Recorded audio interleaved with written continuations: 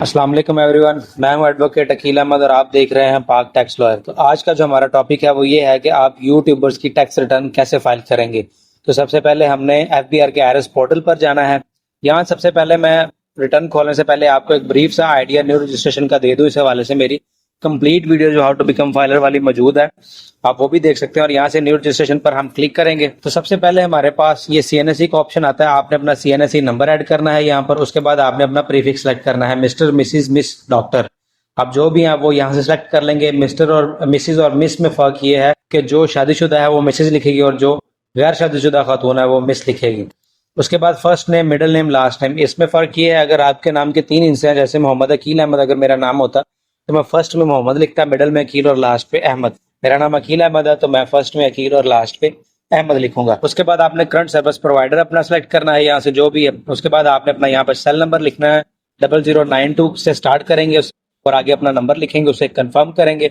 उसके बाद आपने मेल लिखनी है और उस मेल को कंफर्म करना है और इस बात को यकीनी बनाना है कि ये आपकी नंबर और मेल आपके पास मौजूद हो, क्योंकि जब आप इसे सबमिट करेंगे तो आपके पास ओटीपीज आएंगे। आपने ओटीपीज डाल के फिर सबमिट करना है तो आपके पास आपकी प्रोफाइल का पासवर्ड आएगा। तो उसके बाद हमने देनी है जी एड्रेस इन्फॉर्मेशन। तो यहाँ से हम सेलेक्ट करेंगे जी आपकी प्रॉपर्टी की जो टाइप है वो कौन सी है, रेजिडेंशियल है, कमर्शियल है, एग्रीकल्चर है, वो आप सेलेक्ट कर लेंगे। उसके बाद उसकी फार्म आपने सेलेक्ट करनी है, बंगलो है, कॉटेज है, हाउस है, फ्लैट है।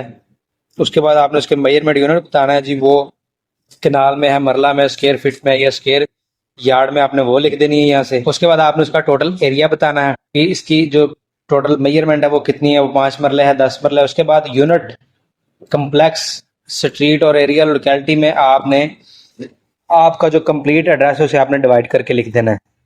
ठीक है। उसके बाद अपने सिटी पर आना है। अपनी सिटी यहाँ से सेलेक्ट करनी है, आपकी तहसील भी और आपका डिस्ट्रिक्ट भी यहाँ से उठा लेगा। उसके बाद आपने कैपेसिटी पर आना है। अगर आप वहाँ पे ऑन टेनेंट है तो आपने वो लिख देना है यहाँ पर, और अगर आप ऑनर है तो आप ऑनर लिख देंगे और कितने परसेंट के ऑनर है आप वो भी यहाँ पर लिखेंगे। तो उसके बाद आपने यहाँ पर कैप्चा फिल करना है और सबमिट पर क्लिक करेंगे। जैसे ही सबमिट पर क्लिक करेंगे तो आपके मेल और नंबर पर 6 अंकों का ओटीपी जाएगा, वो आपने यहाँ पर इंटर करके फिर से अगेन सबमिट करना है। तो आपके नंबर पर रजिस्ट्रेशन नंबर जो कि आपका सीएनआईसी नंबर ही होगा और एक पिन और आपका पासवर्ड चला जाएगा, जिससे आप एफबीआर की प्रोफाइल में लॉगिन कर सकते हैं। उसके बाद आप यहाँ से बैक टू लॉगिन पर क्लिक करेंगे तो वापस हम इस टैब पर आ चुके हैं। तो यहाँ हम अपनी लॉगिन डिटेल्स देंगे। लॉगिन डिटेल्स लिख लेने के बाद आपने लॉगिन पर क्लिक करना है। जैसे आप इस पर क्लिक करेंगे तो आपके सामने ये डैशबोर्ड ओपन हो जाएगा। जैसा कि आज का हमारा टॉपिक है यूट्यूबर्स की टैक्स रिटर्न कैसे फाइल करते हैं। अब यूट्यूबर की जो इनकम होती है वो यूट्यूब ही उन्हें पे करता है, जो कि उनके व्यूज के अगेंस्ट आती है। उनकी जो यूट्यूब चैनल होता है उस पर एड्स चलते हैं और एड से फिर यूट्यूब इनको पैसे देता है। आईआरएस 2.0 पे आपको 2 जगह से टैक्स रिटर्न फाइल करने का ऑप्शन मिलता है, एक नॉर्मल रिटर्न से यहाँ से और एक डिक्लेरेशन पर अगर आप जाएंगे तो रिटर्न स्टेटमेंट्स ओरिजिनल पर। आप दोनों जगह से खोल सकते हैं और आप मोस्टली जो सजेस्ट करते हैं वो नॉर्मल रिटर्न ही करते हैं, क्योंकि इसमें आपको सारे जो ऑप्शन हैं वो मिल जाते हैं। यहाँ से आप अपना टैक्स पीरियड लिखेंगे, फिर ओके करेंगे और आपने इसे कंटिन्यू कर देना है। जैसे ही आप इसे कंटिन्यू करेंगे तो आपके सामने ये सारा टैब जो है वो ओपन हो जाएगा। अब जो यूट्यूबर्स की इनकम है वो फाइनल टैक्स में डील होती है, तो मैं आपको बताऊंगा उसकी एंट्रीज कहाँ कहाँ करनी होती है। आपने खाली फाइनल टैक्स में नहीं करनी होती, उसके अलावा भी उसकी जो कुछ एंट्रीज हैं वो होती हैं। आपने टैक्स चार्जेबल पर जाना है और यहाँ से आपने जाना है जी फाइनल टैक्स पर। फाइनल टैक्स पर जैसे ही आपके सामने ऑप्शन होगा तो आपने स्क्रॉल डाउन करके यहाँ से नीचे आना है। ये मैं ऑप्शन हाईलाइट कर रहा हूँ, एक्सपोर्ट प्रोसीड्स अंडर सेक्शन 1541%। अब यूट्यूबर्स की इनकम पर जो टैक्स है वो फिक्स है, फाइनल है 1%। वो अपनी सारी इनकम के अगेंस्ट जो है वो अपना टैक्स पे करेंगे। तो यहाँ आपने एंट्री करनी है जितनी भी उनकी जो उनको इनकम रिसीव हुई है। यहाँ से आप कैलकुलेट करेंगे। जैसे आप कैलकुलेट करेंगे तो यहाँ पर आपका जो टैक्स चार्जेबल है सिस्टम वो भी उठा लेगा। तो अगर आपने उसके अगेंस्ट को टैक्स पे किया हो जो कि बैंक आपको डिडक्ट करके पैसे देता है तो आप यहाँ पर उसे एडजस्ट करेंगे। यहाँ पर लिखेंगे जितना भी आपका टैक्स जो है वो डिडक्ट हो चुका है। जैसे आप इसे कैलकुलेट करेंगे तो सिस्टम आपकी एंट्री उठा लेगा। इसके बाद आपने आना है जी नीचे कंप्यूटेशंस पर। कंप्यूटेशंस पर आपने देखना अगर आपका टैक्स कम डिडक्ट हुआ है तो आपका जो टैक्स है वो यहाँ पर शो होगा एडमिटेड टैक्स में, और साथ ही यहाँ पर ऑप्शन आ रहा होगा जनरेट पीएसआईडी। इसका मतलब ये है कि वो जो टैक्स आपकी लाइबिलिटी बाकी बच जाएगी वो टैक्स आपने पे करना है, और अगर आपने जायद टैक्स पे कर दिया है, आपकी जो लाइबिलिटी से ज्यादा टैक्स कट चुका है, तो वो आपका यहाँ पर रिफंडेबल में भी आ रहा होगा। उसके बाद आपने एंट्री कहाँ करनी है, आपने वापस फाइनल टैक्स पर जाना है और यहाँ से आपने अपनी इनकम जो है उसको कॉपी करना है। कॉपी करने के बाद आपने बिजनेस वाले हेड पर आना है और उसको ओपन करने के बाद आपने अदर रेवेन्यूज पर आना है। अदर रेवेन्यूज पर ओके करने के बाद आपने ये एक ऑप्शन आ रहा है अदर्स पर, मैं इसे हाईलाइट कर देता हूँ। आपने अपनी जो एंट्री है वो यहाँ पर भी करनी है, क्योंकि आप बेसिकली ये एक टाइप का बिजनेस ही कर रहे होते हैं, तो यहाँ पर एंट्री जो है वो मस्ट है। उसके बाद आपने इसे यहाँ से कैलकुलेट कर देना है। जैसे ही इसे कैलकुलेट करेंगे उसके बाद ये वाला हेड है जिसे मैं हाईलाइट कर रहा हूँ, amount exempt from tax slash subject to fix slash final tax. अब जो इनकम एग्जम्प्ट होगी है फाइनल टैक्स में उनकी एंट्री होगी, आप उसकी एंट्री दोबारा से यहाँ करेंगे, वरना वो आपकी नॉर्मल टैक्स स्लैब में चली जाएगी। यहाँ से आपने कैलकुलेट कर देना है।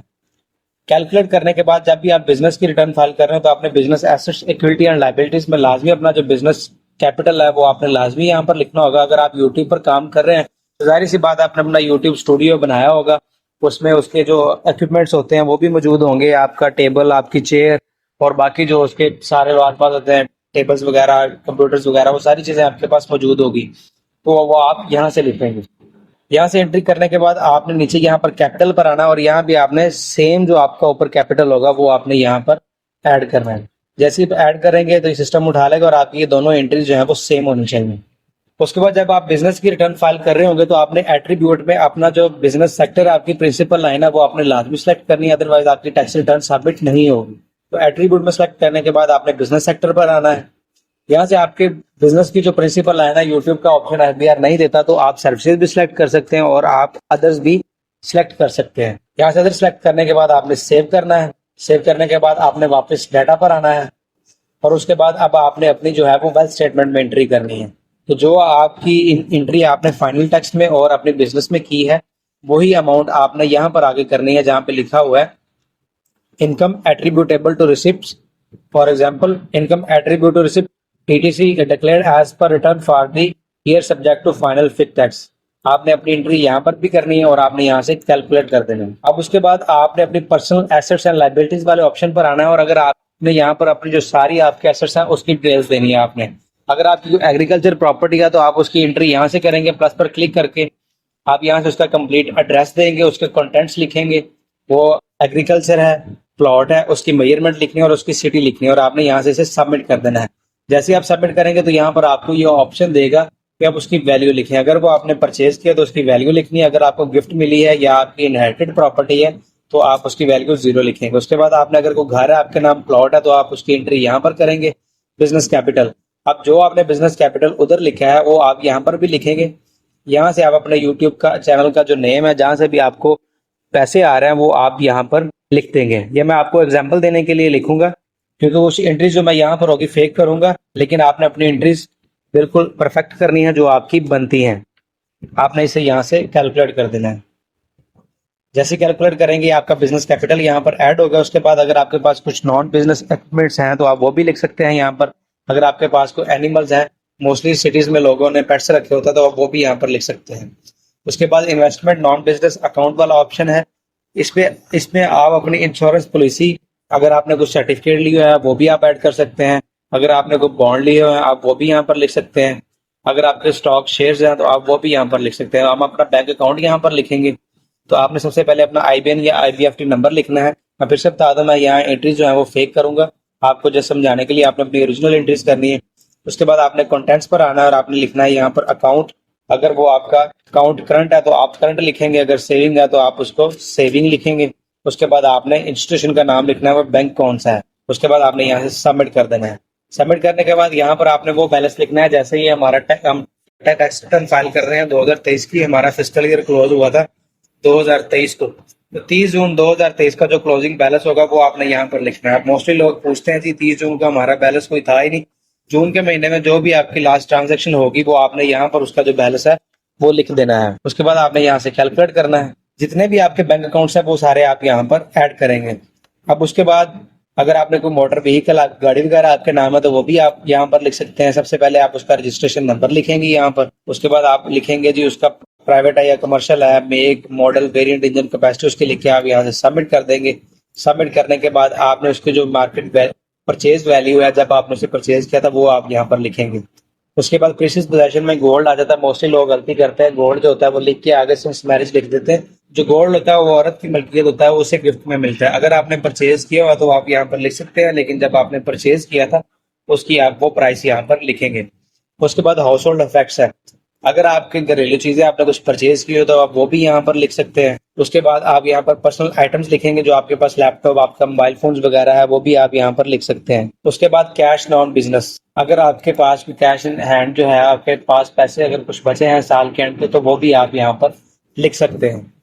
उसके बाद आपने पर्सनल एक्सपेंसेस पर आ जाना है। उसके बाद अगर आपने कोई चीज रेंट पर ली हुई है, अगर घर या ऑफिस वगैरह, तो आप वो भी यहाँ पर लिख सकते हैं। रेट, टैक्सेस, चार्जेस में आपने वो एंट्री करनी है जो आपने फाइनल टैक्स में अपना टैक्स पे किया हुआ है अपनी इनकम के अगेंस्ट, वो आप यहाँ पर एक्सपेंसेस में ऐड करेंगे, वो आपका एक्सपेंस ही है। यहाँ से इसे कॉपी करेंगे, कॉपी करने के बाद आप वापस एक्सपेंसेस पर आएंगे, यहाँ पर आप इसकी एंट्री करके इसे कैलकुलेट कर देंगे। उसके बाद अगर आपकी वो गाड़ी है, आप उसकी जो मेंटेनेंस करवाते हैं वो आप वो भी यहाँ पर लिख सकते हैं। ट्रैवलिंग, उसका जो पेट्रोल वगैरह अखराजात आता है वो भी यहाँ पर लिख सकते हैं। उसके बाद इलेक्ट्रिसिटी के जो अखराजात हैं वो भी लिख सकते हैं, अपने बिल से आप काउंट कर सकते हैं। उसके बाद वाटर कनेक्शन अगर आपका लगा था वो भी यहाँ पर लिख सकते हैं। उसके बाद अगर गैस का मीटर आपका, वो भी आप लिख सकते हैं यहाँ। टेलीफोन, अगर आप यूट्यूब चैनल चला रहे हो तो जाहिर बात आपने इंटरनेट भी अपना लगवाया होगा, तो जो आपका इंटरनेट बिल आ रहा है मंथली, आप उसको कैलकुलेट करके ईयरली आपने यहाँ पर लिख देना है। उसके बाद एसेट इंश्योरेंस सिक्योरिटी, अगर आपने कोई आपने इंश्योरेंस ली हुई है, सिक्योरिटी जब डिपॉजिट करवाई है, तो वो भी आपके अखराजात आप यहाँ पर लिख सकते हैं। अगर आपने कोई मेडिकल ट्रीटमेंट करवाया